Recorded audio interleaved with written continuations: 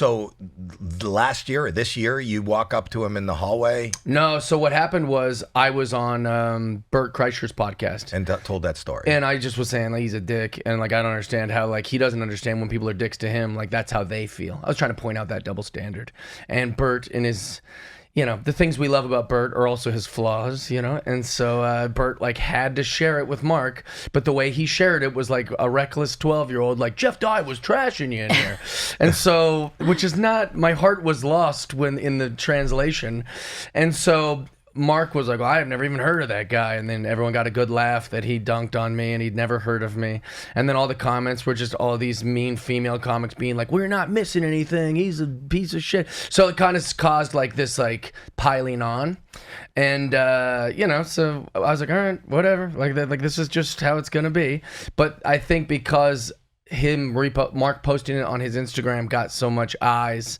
Shocking that he'd even want to post that if he doesn't care about me or know about me. Like, it was an interesting choice for him to post that clip, in my opinion. The clip of Bert or the clip of him dunking on me on Bert's podcast. Yeah, right. Like, why would he post that? Right. It's strange because he's a guy that claims, you know, like, oh, we live in this generation. He said right here in this chair, like, we live in this generation where, like, these podcast clips go viral and, like, I don't want to engage in all that. It's like, you kind of did that to me. But whatever. It's okay. Like, I really... It hurt my feelings, but whatever. Was it Bert posting it for like clickbait and then he reposted? Bert posts everything for clickbait, but Mark edited it and put it on his Instagram and put an image of me. So somebody had to have done that. And if you look at Mark's posts, it's all like marketing for things he's working on, stuff like this. It was very unlike the other posts. And so when I saw that, I wasn't surprised. I saw that he said it on Bert's. I'm friends with Bert. But what hurt my feelings was how many comics decided, like, oh, now it's safe to, like, trash Jeff. So a lot of them trashed me in the comments. Well, that's what I'm talking about. Yeah. Comics. Yeah, they that don't hurt my support. Feelings. Yeah. And so, but that's okay. You know, that's just... It's, you know. So that gets posted. Wait, did Bert ever reach out to you and apologize? I texted Bert immediately. Yeah. What was his response? He goes, oh, no, man, I was trying to explain it to him. Like, and Bert, like, he's harmless. So I was like, it's okay. Whatever. I love you, Bert. But nothing you're saying here, if I post, is going to go. You can do whatever you want. Thanks. We like clickbait, too. I also don't edit myself at all, ever. Like you. So what I'm saying to you, so this how it happened was that when he posted his and all these comics decided to say mean things and it was getting this kind of like, whatever, you know, I had gotten passed at the Comedy Store like that week.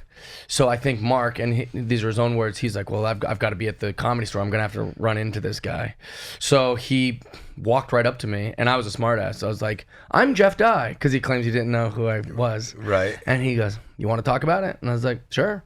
And I gave him the out. I grabbed his arms. I said, listen, if you don't want to do this, you don't have to. You owe me nothing. Like, it's okay. I'm a boy who had hurt feelings, and I looked up to you, and that's all this is. And he goes, no, we could talk about it. And we talked about it. You know, I, in my brattiness of him feeling like he had wronged me, stopped caring after a while, and was just like, anytime his name come up, I'd be like, oh, that guy. So, I mean, I did my fair share of talking shit, too. So what did he say to you? We buried it. We just kind of talked about it, and he was like, okay, well, here's what I didn't like that you did, and I said, here's what I didn't like as grown men. And then he goes, we good? And I was like, yeah, we're good. And then we shook hands, and that was that. And then And then you brought it back up. Yeah. Sorry. It's all your and I fault. apologize. Yeah, you can do whatever you want. No, I didn't know because I didn't know what it was. He didn't really talk about it. He said he didn't know, and it was kind of strange. But it didn't change anything.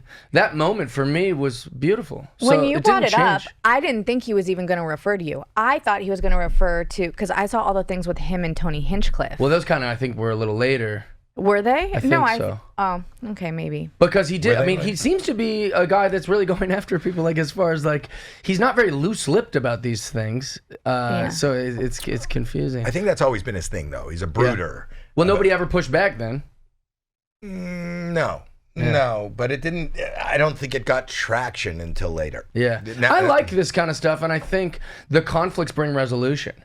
Me being a brat and being like, I wish Mark was nicer to me when I was young, allowed us to have this moment where we could have restoration. You know, sometimes you just got to have the damn fight. Let's just have the fight, as opposed to like walking around and having these secret opinions about each other and playing nice when you see each other. Like, I'd rather have the conflict.